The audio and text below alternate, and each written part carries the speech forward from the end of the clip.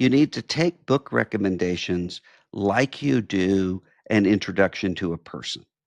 There are some times where somebody will say, "Oh, you need to get to know so and so because you really like him or you really like her."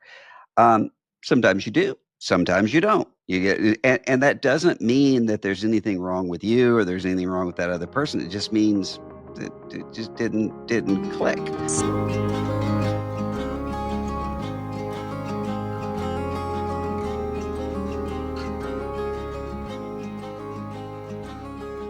Hey, y'all, special episode. You know how every once in a while, think about once a quarter, we do a books episode here on the show. And as always, to talk about books and about reading, I have with me Ashley Hales, who is the print editor of Christianity Today. Ashley, good to talk about books again. It's always fun. Yeah. I've been thinking, Russell, as TikTok and AI and all of these things kind of have infiltrated our thinking. How do we think about, as we think about books, I'd love to just begin to think about reading as resistance. So what books, help us to think about what it means to be human, what it means to leave a legacy. So as we discuss some particular books you've been reading, I've been reading, we can really think about reading as a resistance to, our AI edgelords, as you talked about in a recent conversation with overlords. Yeah. Overlords. You're right. Yeah. Sorry. Thank you. The edgelords are human. Right. The overlords are okay. Yeah. Inhuman. But one thing I loved in our September, October print magazine that I can show our video watchers, you got to review Wendell Barry's what might be his last Port William novel. So I'd love for you to just help us understand that process. Tell us a bit, for those of us who might not know, your love for Wendell Barry and how you thought about this most current book of his. Well, you've asked me three huge questions in one. I know. So I'll take them one at a time. But first, I want to talk about a positive aspect of technology, because I have a piece of technology that has changed my life for the better when it comes to reading. And that is, there's this app. I don't even remember where I saw it recommended, but it's called the Bookshelf app to help to organize your library. For me, I have general sections where things are, and I can know where to go for the most part, but I have too many books to be able to do that well. And so there are often times when I'll say, I can't find it. I know I have it, but I can't find it.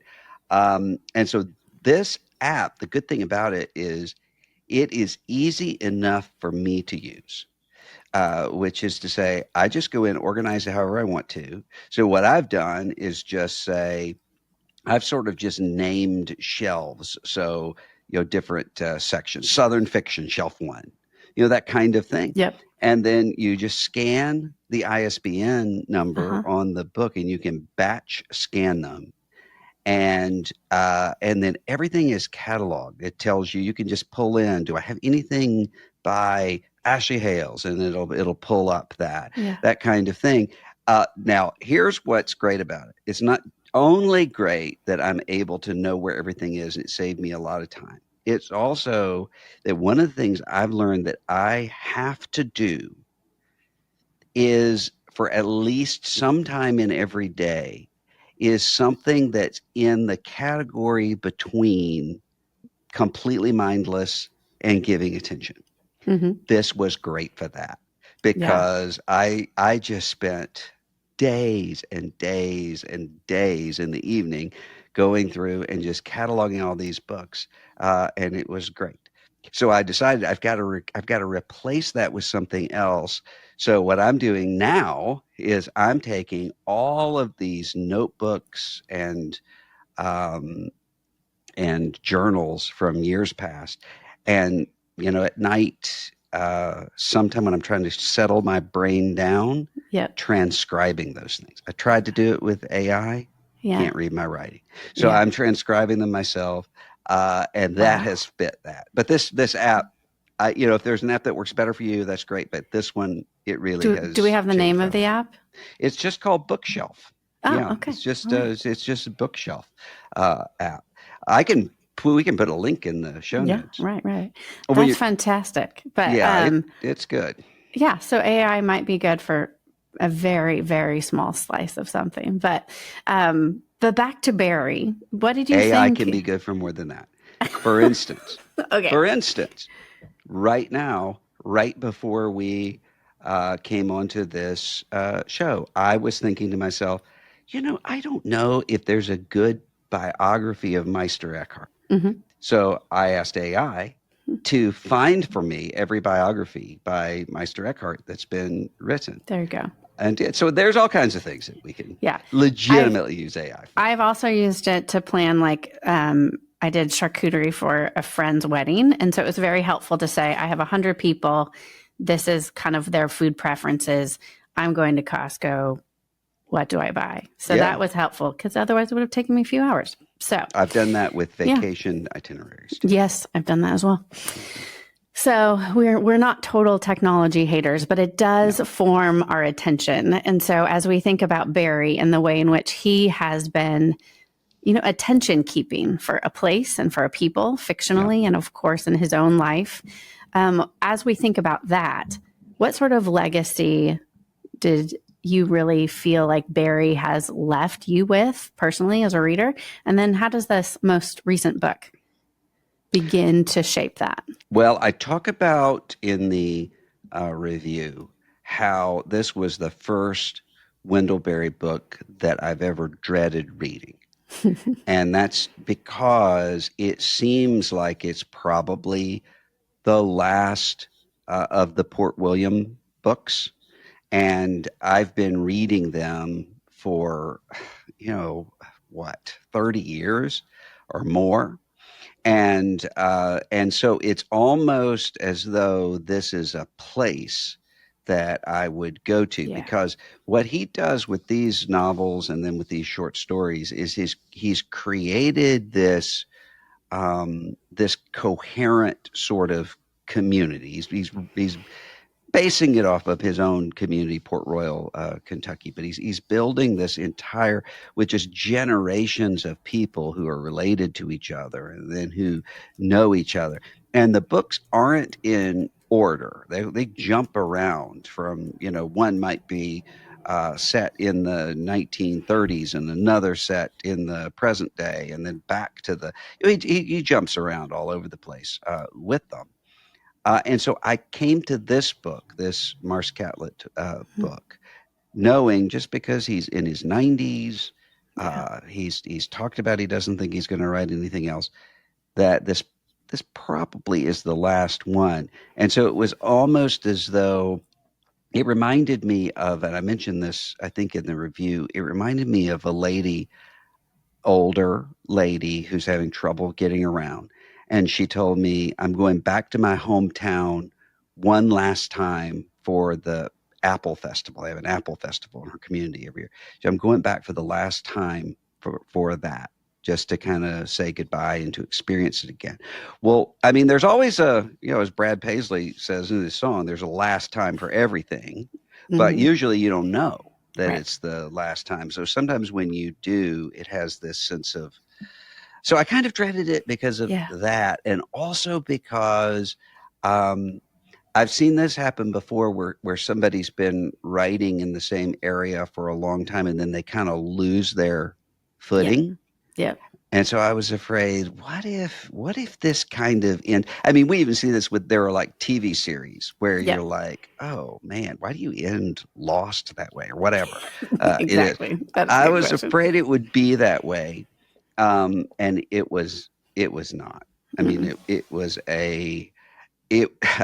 I don't think I could have contemplated something that would put all of the pieces together in a way that really did, make me tear up a lot. Yeah. So it was Yeah. more like, if we're thinking about a TV series, this was more like the final episode of The Office, Yeah. which Yeah. is a perfect series finale, rather than something else. So I had a little bit of trepidation just because he has meant so much to me Mm-hmm. in shaping the way that I think and shaping the way that I see these characters. And he talks about so often, and this is one of the things that with Wendell Berry novels, one of the things that can be a little cloying sometimes is Mm-hmm. that he can sort of descend into preaching. Yeah. And if you're not careful, you can kind of be jolted out of the narrative a little bit by that. But this time, it was actual preaching in there rather than preachiness. Yeah. And Right. what I mean by that is it wasn't like an artificial. The character is not stepping back and saying, this is the problem with industrial agriculture. It was instead uh, something different. It Mm. was a way of communicating. I think one of the things that he communicates in this book, because it's about Andy Catlett, who's a character who figures very prominently in a lot of the Mm-hmm. books. He's talking about his father when his father went to sell the year's tobacco crop, and he didn't make enough from it because of the tobacco industry monopoly was there. He didn't make enough really to even pay for the trip to Mm-hmm. Louisville to sell it. And so the kind of crushing weight of that and about what it was like to be a kid and to see, actually it's his grandfather, it's his father Wheeler, what it's like to be a kid seeing his dad come home with that kind of defeat.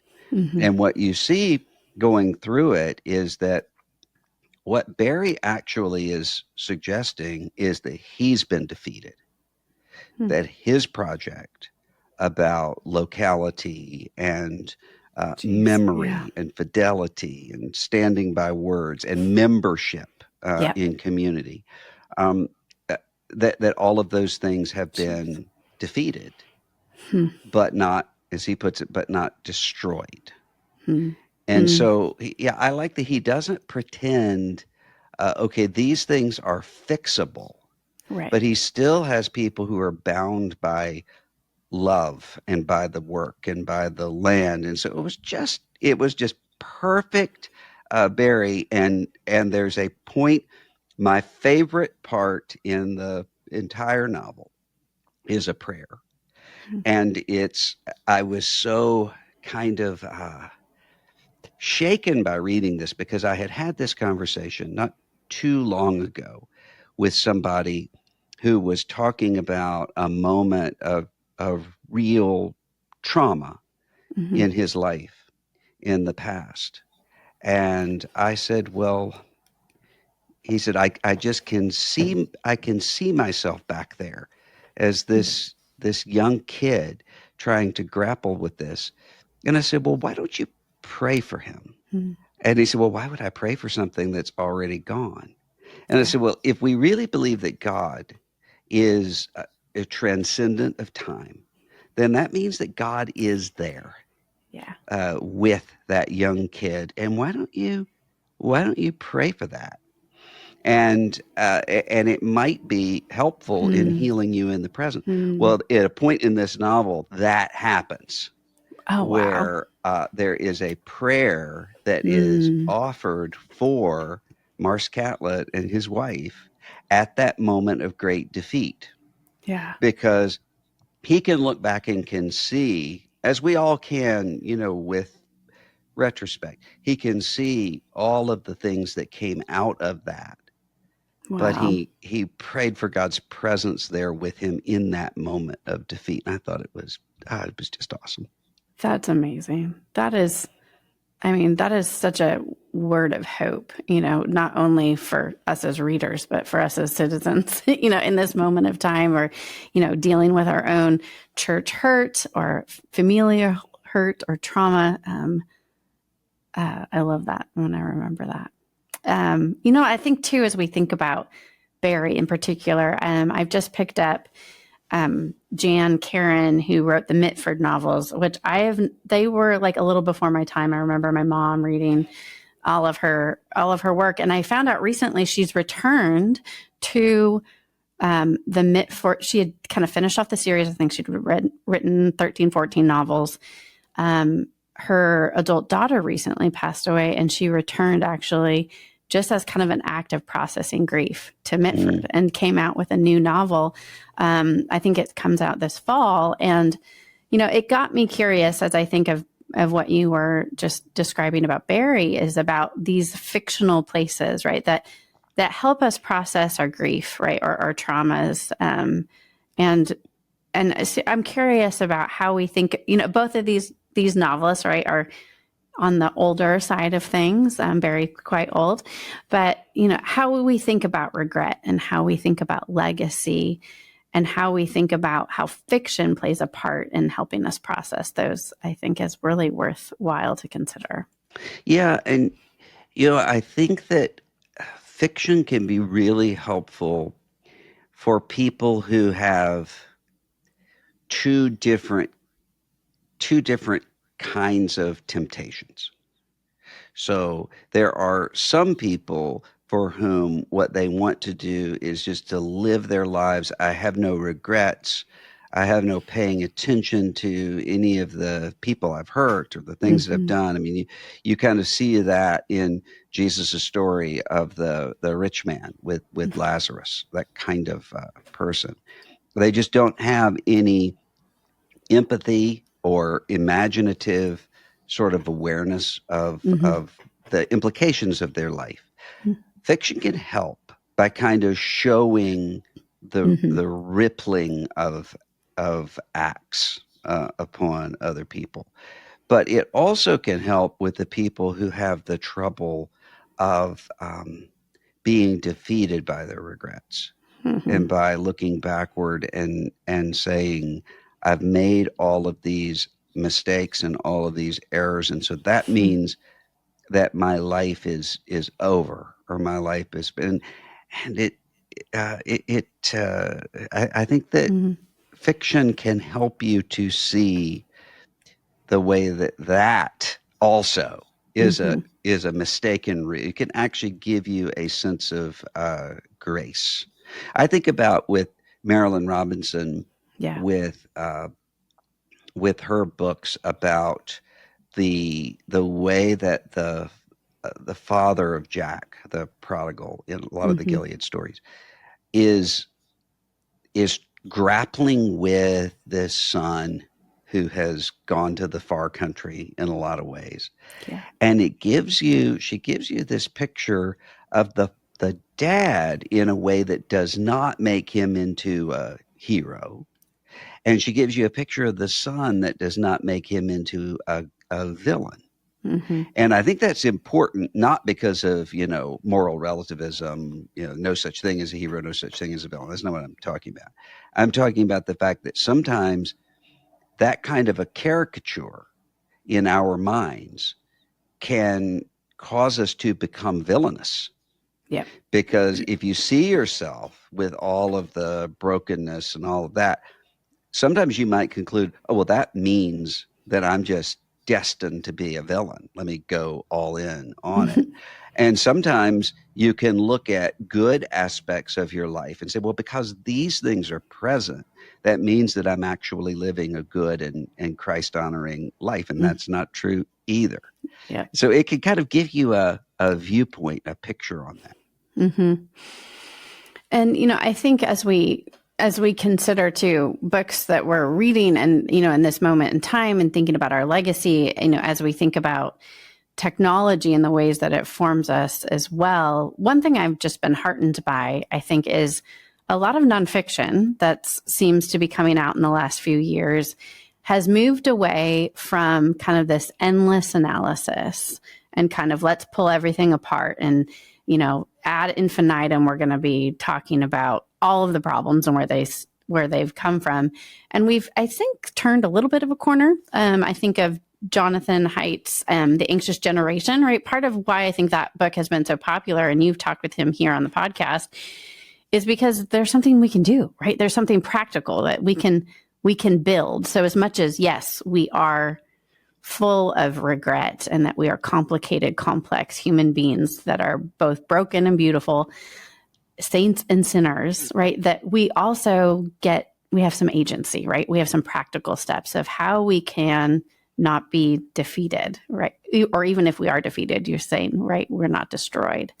So I'd love to just chat for a few minutes about what are you seeing out there, or what, or one or two books that we might say actually are taking up this project of building, right? Of providing a more beautiful, true, and good way, particularly for Christians. I think of Haidt's book, The Anxious Generation, and we both have read David Zoll's book, The Big Relief, that's out this fall as well, that gives us a big dose of grace. What are you seeing there?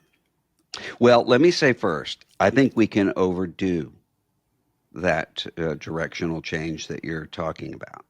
Oh, and for sure. Wendell Barry is one of the ones from whom I learned that, because there's this human tendency a lot of times to say, when one is describing or picturing a reality, sometimes that's very difficult, there can sometimes be this, well, then tell us how to fix it. Right. And sometimes the way of telling you how to fix it is a way to kind of get you out of that necessary place where, in many cases, simply recognizing the problem is itself the cure. That's that's what has to happen, is the seeing of this reality. Nathan with the tale of the ewe lamb with David. So I think that can go too far. I think what John Haidt did in The Anxious Generation that was really helpful, and it was a balancing act that he had to do, is he had to describe what was going on. He had to describe how the two things were related to each other. So why do you have this spiking of anxiety among adolescents and young adults? Why do we have all these body image problems? Why do we have radicalization? All these things that are going on. Describes what's happening. He uses data to show how those things are related to smartphone usage and the smartphone culture. And then after he's done all of that, he offers some suggestions. But here's where he could have gone wrong in one of two ways. He could have either described the problem in such a big way, that someone could conclude, well, I mean, what are you going to do? That's the world we live in, and sort of move on from it. Or he could have given suggestions that could have been sort of legalistic, kind of do this and then do that, in a way that would have caused the reader just to argue with those specific sorts of dictates. He didn't do that. He said, okay, let me just give you some suggestions, and then you look at them in light of your own circumstance. What if you said no phone at all until 16, no smartphone till 18? What if your school said no smartphones that are present in the classroom at all? I mean, all of those kinds of things. And what I've seen are people who have said, well, maybe that part of it I can't do because it's too late, but here's a part of it I can do. Yeah. And then he also, I think, was really helpful about saying to schools, particularly, this is what you can do, and here's what the response will be at first. If you say no phones in the schools, then you're immediately going to have parents who are going to say, well, what about school shootings? Yeah. They need it in case of that. You're going to have some students who are going to be upset. You're going to have all of these things. But what you need to do, here's the way to think about those things. And you're not going to hear from the parents who are actually seeing their kids thriving. Mm-hmm. And I've heard from Yeah. lots of Christian school and other kinds of school administrators and teachers who listened to that episode here Yeah. with him, who came in and said, we did it. And then we did get some of this Yeah. backlash, but we knew how to process it. Yeah. And now we've tried it for 6 months and we love it, even the kids. Mm-hmm. Mm-hmm. So, I think he really handled that well in a way Yeah. that's hard to do. And and I've seen things going around social media now too, where parents are trying to involve their kids, right, in more risk and more play based sort of. So there's a positive aspect too. Like you actually have the ability to go in and do that errand for your mom, and leave, and they'll video their kid, walking into Target to grab the milk and checking out all by themselves. And so we've begun, I hope, to begin to change and to work as realizing this is a collective problem, right, as well. I saw a video of the dad whose child has Down syndrome, and he's videoing he's preparing the child to go in and to buy something at 7-Eleven. Mm-hmm. And he gives him the money, and he's talked him through. When you go up to the front desk, then you say this, and then they'll do this. Do you think you're ready to do this? And he's sort of coaching him, and he sits in the car and says, if you decide at any point you can't do it, then come back and but we're going to do this. And the kid does. He goes in, he buys the whatever it is he's buying. He comes back, and there's such a feeling of triumph. Yeah. You can just see it in that little boy's face. And I thought, first of all, that's a really wise dad who's saying, I'm going to teach him some life skills through these little manageable crises where I can help him through it. Yeah. And also I thought, I'll bet that guy read John Haidt's book. Yeah. Right.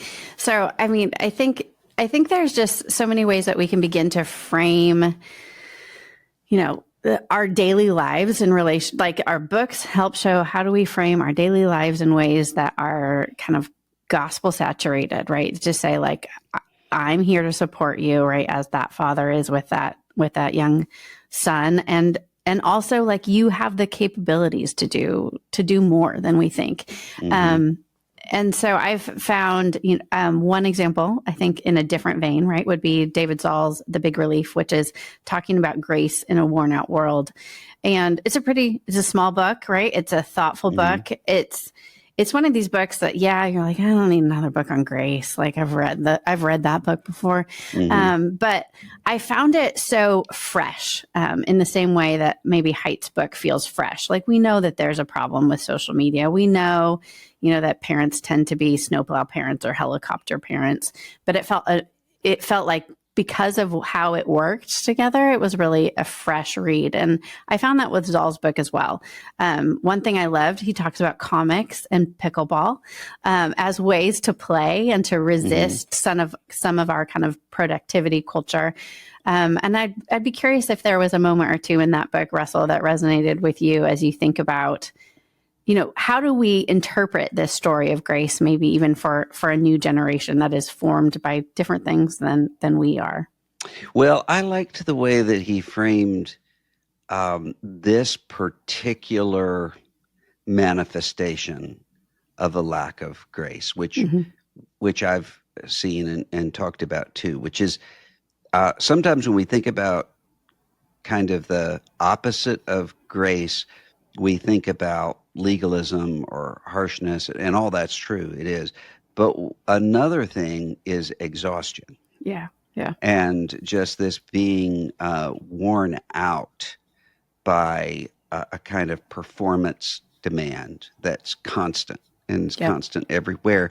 And that although everybody's had to deal with that ever since Eden in some way or the other, we have kind of particular ways that we're experiencing it right now.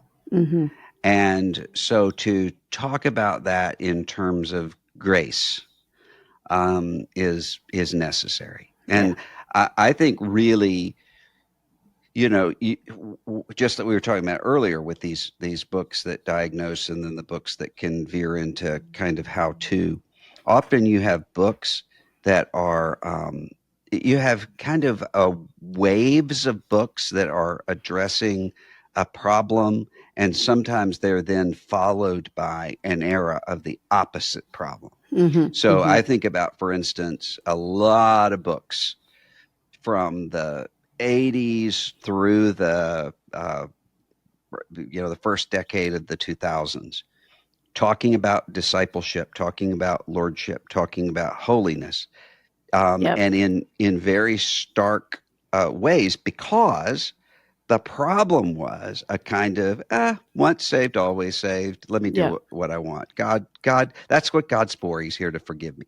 That kind of attitude. And so they're addressing that, and rightly so. But then what comes after that is you have an entire generation of people who feel as though God's angry with them, and it has the same exact result. If you think God doesn't care what I do, that's going to lead me to just indulging the flesh.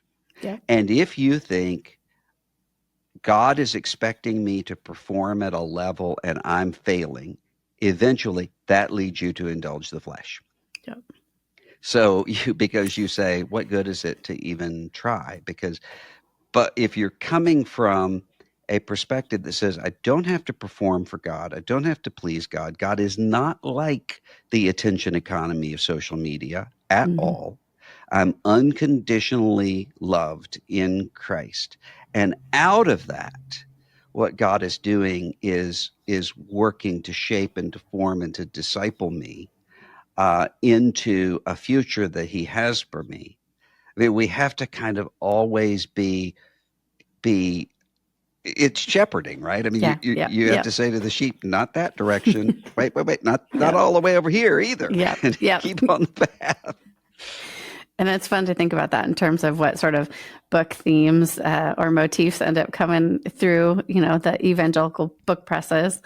A book that I have recently read was Mary Harrington's book, Feminism Against Progress. It came out a few years ago. I was listening to a lecture a few weeks ago that she gave. And one thing, I listened to it on Audible, which was fun because she uses the term meat Lego Gnosticism, right? Oh. And I was like, oh my gosh, this is so fun. That's a memorable phrase. Isn't it good?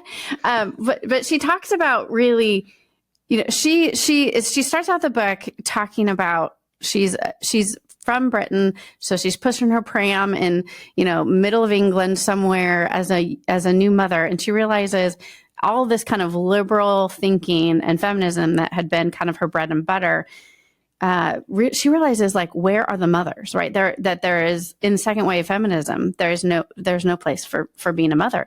And so she starts to kind of unpack, how do I tell this story? What has happened now? And she kind of traces the story about there used to be like a feminism of care that we want to actually care for our communities. And if you think of even the suffragette movement, we want to be a part, right, of what's going on.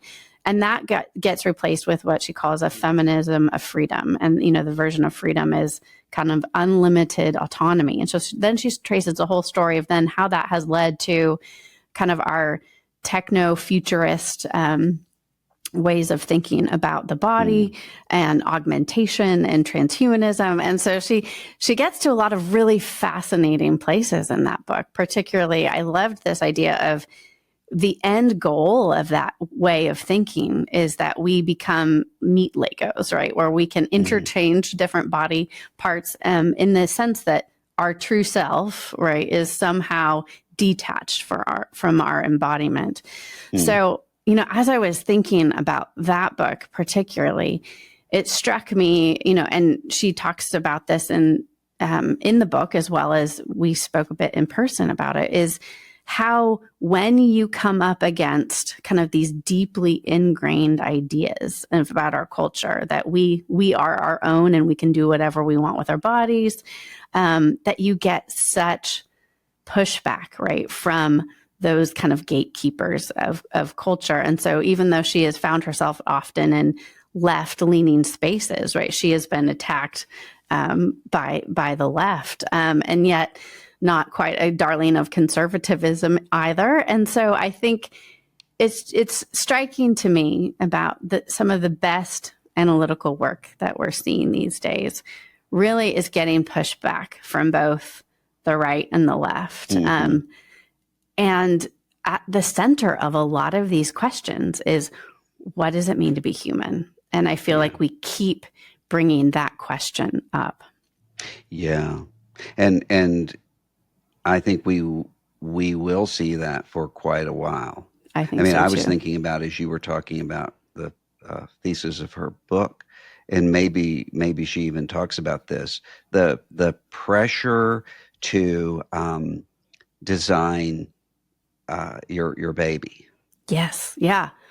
You know, which has been in the conversation a lot lately. Yes. Yeah. Yeah. And then about we had a piece in CT magazine about MAID in Canada, and Canada is killing itself, is I think mm-hmm. the title. But that goes along with that too, right? Because if you start to have this picture of, well, what it means for me to be human is to tap into all my potential and to live my best life, and not to be a burden, right, upon other people, then ultimately that's where you go. Right. Yeah. Yeah. Huh. And I think, I think we've seen a lot of that too, right, in movies and TV, like in the last few years, and of course now in the news, which it's the euthanasia rising, and we see it on both ends of the spectrum, right? Of can we create life? And if we can create life to some extent, perhaps then we think that we can choose our own death, which is horribly sad. And, I'm hopeful that the church, David Brooks has this, that he says that culture changes, right, when a creative minority chooses a beautiful way to live and other people copy it. Mm-hmm. And I think it's my hope, right? Can the church be that creative minority that says, actually, back in the day, right, where they said these Christians are rescuing, the infants who are being left out to die.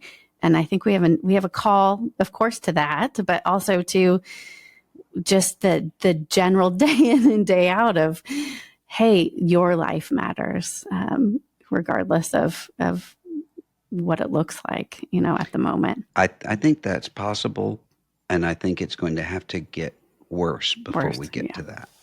Because one of the things I think about with the early Christians that you mentioned in the first century world is that they were driven to each other by the Spirit, but also by God's providence in the world around them, that they were kicked out of all of the other spaces that they had, and they had to depend upon each other, as you see in the book of Acts. And I think one of the obstacles to that creative minority having a beautiful way to live is that church, at least in the United States, doesn't function that way and can't. Right. Because it's just this one, just in terms of time, it's just this one little piece. And people do come to the point where they need the church, but usually that comes in specific points in a life rather than everybody. And I think that when you see that reality, that may be God preparing us for something good. Here we go. You're at the front of it, Russell, here at CT. So you get to spearhead what that looks like. We're all along for the ride. As we think about, maybe impending doom or TikTok malformation or what is our legacy and regret, I did want to just make sure we talked about what kind of books one is reading for fun. As we, whether it is, your app that you have in this in-between space between, work brain that's all on fire and then, being able to sleep. And so sometimes, fun books can also fit in that space. One thing I started going back to as you start reading a ton of nonfiction that can feel really depressing. And so coming back to novels is always a good thing for me. But I'm curious, Russell, if there's something fun that fits the bill for you of late as well that you've been reading. Well, for me, it's not just fiction, but also, and I just read a really depressing but well-crafted novel by Michael Clune called Pan, about someone who's experiencing panic attacks. But for me, it's also biographies. Mm-hmm. Because you can get kind of an aerial view of a life. And so I've really enjoyed Graham Tomlin's biography of Blaise Pascal. Mm-hmm. I found myself really, really depressed by Ron Chernow's Mark Twain, mm-hmm. because kind of a nasty guy in a lot of ways. I was even more depressed by a biography of Sir Thomas More. Also kind of a nasty guy. And then I really liked Trinity Forum, does these excerpt mm-hmm. books, and always will choose someone to do an introduction, and they're always good. And so mm-hmm. Jessica Hooton Wilson did the one on Julian of Norwich. Okay. And it's real. I mean, it was the specific parts that she chose were well chosen, and also the introduction to help people to understand mm-hmm. Julian of Norwich. It was really good. And then also for me, I don't like audiobooks except when they are biographies, mm-hmm. because I can drift off and then come back. Right. And you're right. So Spotify, if you have Spotify Premium, you would be amazed at how many audiobooks of new stuff is available on that. Oh, that's good to know. And so I've been listening to this audiobook called On His Own Terms, which is the life of Nelson Rockefeller, mm-hmm. and just listening to it a little bit at a time as I go. Yeah. And then every once in a while I choose a book that I read intentionally very, very slowly. Mm. So just a couple of pages at a time. And what I'm doing right now is Thomas Mann's Joseph and His Brothers, which is a retelling of Jacob through Joseph. And so I'm going to be reading that for a while. Yeah. Is the slowness for craft, or is it just for your kind of own pleasure or meditation? Well, I read really fast. And so, and I'm glad. And so most of the things that I read really, really quickly. And I just find it's a good mental discipline to say, okay, this one book I'm only going to read. And I know I'm only going to read these 2 pages. It just is. Yeah. It's something I've done for a while, and it's a different experience. I don't say it's a better experience. I'm glad I don't read everything that way, mm-hmm. but just to have that intentionally kind of really slowing down, for me, it just works. Yeah, yeah. I've been reading Alton Brown's food memoir called Food for Thought, and short essays on his life as a kind of TV star. But he has this one essay where he talks about he was working in a grocery store, I think it was, and, as a teenager, and he's trying to, or maybe he's going grocery shopping. His parents let him go do the grocery shopping. But he's like trying to get these spices, and then something falls and it breaks. And he's like, I have never smelt this spice before. And I think, and it's cumin, right? So he becomes like enamored with cumin. And it's been so fun to just kind of slowly work my way through that, to be to be reminded of the foods and the flavors and the smells that we love, and to think about like how our childhood affects, affects the types of food we eat or the things that we gravitate towards. Anyway, and sometimes it's just so nice to read something that's just playful and fun, but isn't stupid. So again, finding those sorts of things that, help you rethink and reimagine, and kind of are like, it's like doing a different type of exercise to get your, your mental body more limber. It's called Food for Thought. It's called Food for Thought. Huh, yeah, that sounds. It's just fun, and I've also, I also have started reading a book called Unreasonable Hospitality. And probably my husband shared it with me. I think sometimes pastors will read a lot of books on hospitality, but it's I think it's by, it's a famous New York City restaurateur.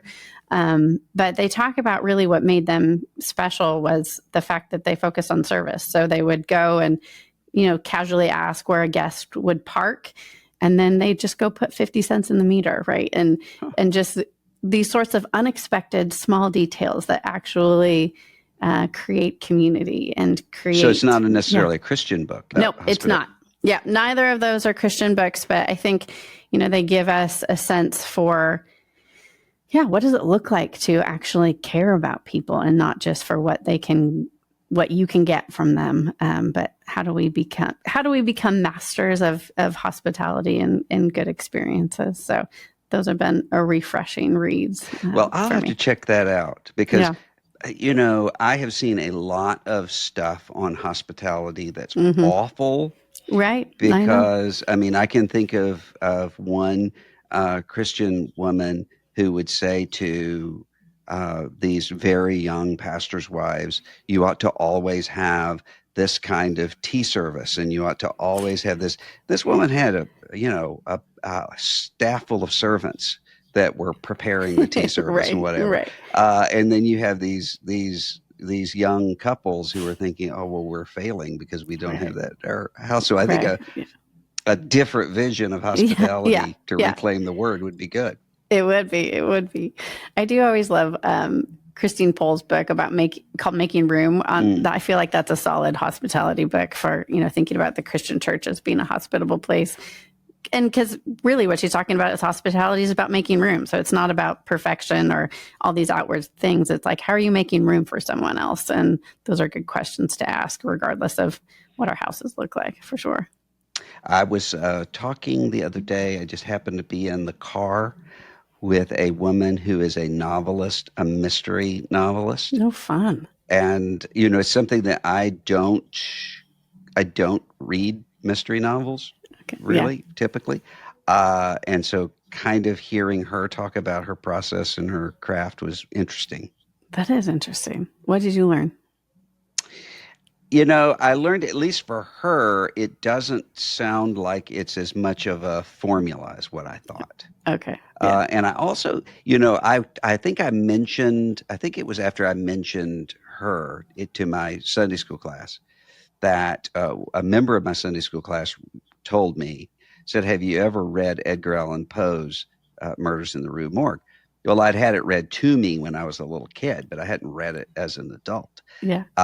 And what he pointed out is that is considered to be the first ever detective novel. Okay. Yeah. Or detective story. Right. Yeah.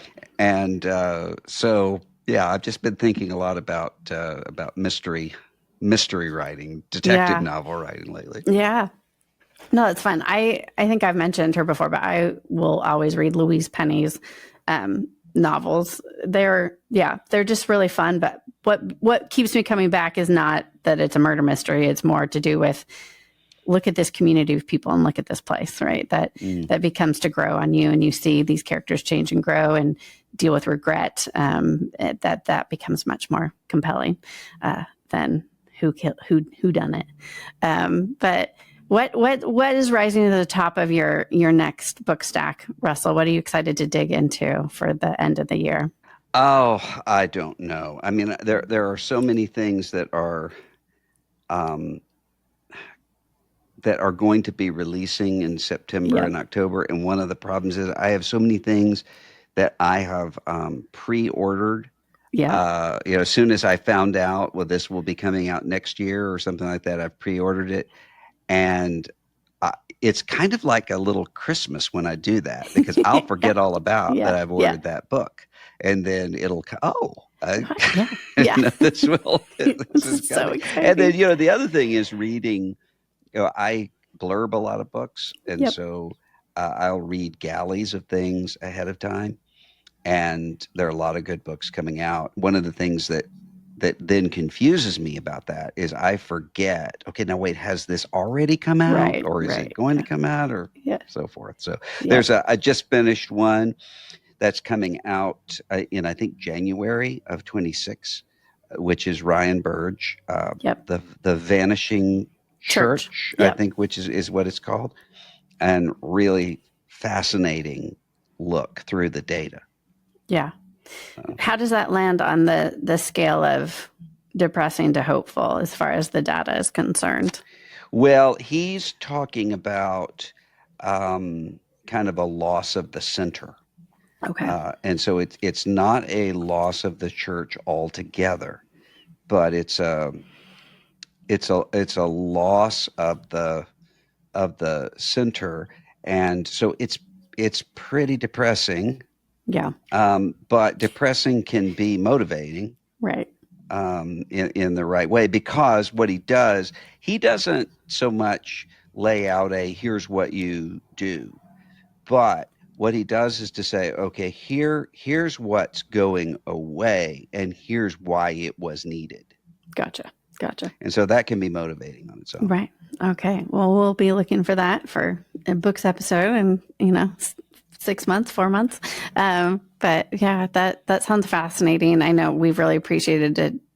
We have appreciated the ways in which he's, been a helpful voice for sure with the Great Dechurching, as well as he's written some stuff for us here at CT as well. So I'm excited to see as we think about, the books that have changed us and the books that give us kind of a pathway through in this moment of time.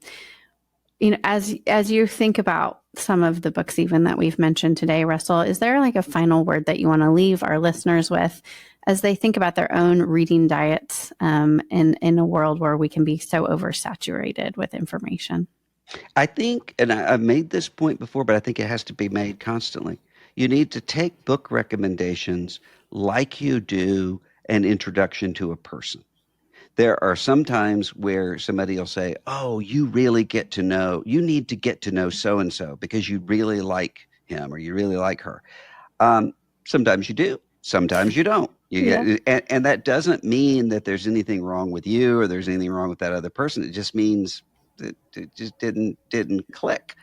And so when you're thinking through book recommendations, think of it that way. And so don't think of it as, okay, well, here's the reading list that I've got to get done. I think just find what's for you. And sometimes that means just putting something away. But it's kind of I had an experience not long ago where I was in a used bookstore and I was buying a used book. And I opened it up, and it had writing in it, and it had belonged to a friend of mine, long time ago. And so I called him and said, "Hey, I have your book here that you cleared out of your library." So thankfully, it wasn't one of my books. It would have been hurt. Right, that would have been bad. Oh, well, I think that's and there's books for different times too, right? Different times in different places. Sometimes it's just not the right time for a certain book, and that's okay. So yeah. Well, thank you, Russell. As always, I take great pleasure in reading your recommendations in your newsletter every week, and we're grateful for the ways in which you continue to show us a pathway through what can feel like a monsters on the right or the left. Yeah, that too. Well, I always enjoy talking to you about books, and reader, let us know if there are particular books or kinds of books that you'd like for us to talk about. You can always give us suggestions at questions@russellmoore.com. Doesn't have to be a question. I had someone who sent something and said, "Oh, I'm so sorry to send this because it's not a question, it's a recommendation." That's just the name of the email address. We like to get those too. So stay tuned for the next episode here at the Russell Moore Show. We'll see you next time.